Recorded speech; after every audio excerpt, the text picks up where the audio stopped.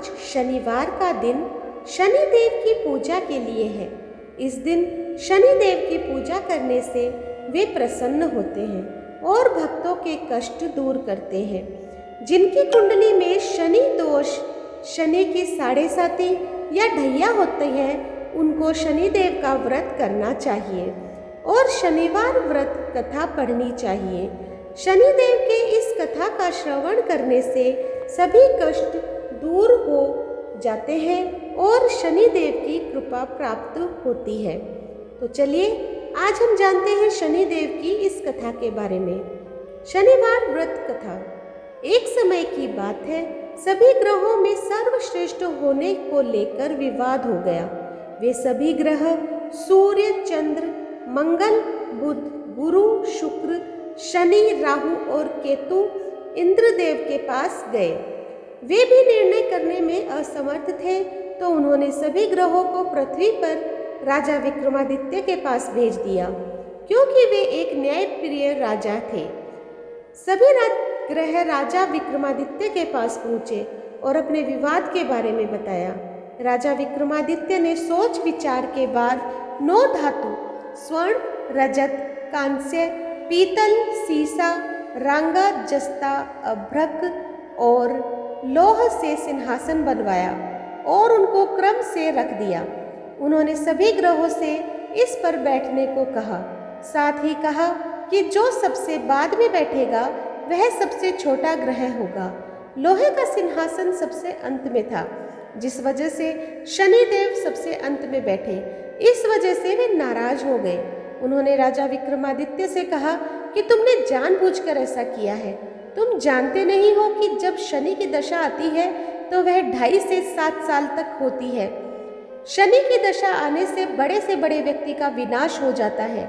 शनि की साढ़े साती आई तो राम को वनवास हुआ और रावण पर शनि की महादशा आई तो उसका सर्वनाश हो गया। अब तुम सावधान रहना। कुछ समय बाद राजा विक्रमादित्य पर शनि की महादशा शुरू हो गई। तब शनिदेव घोड़ों का व्यापारी बनकर उनके राज्य में आए। राजा विक्रमादित्य को पता चला कि एक सौदागर अच्छे घोड़े लेकर आया है, तो उन्होंने उनको खरीदने का आदेश दिया। एक दिन राजा विक्रमादित्य उनमें से एक घोड़े पर बैठे तो वो उनको लेकर जंगल में भाग गया और गायब हो गया। राजा विक्रमादित्य का बुरा वक्त शुरू हो गया। भूख प्यास से वे तड़प रहे थे तो एक ग्वाले ने उनको पानी पिलाया, तो राजा ने उसे अपनी अंगूठी दे दी।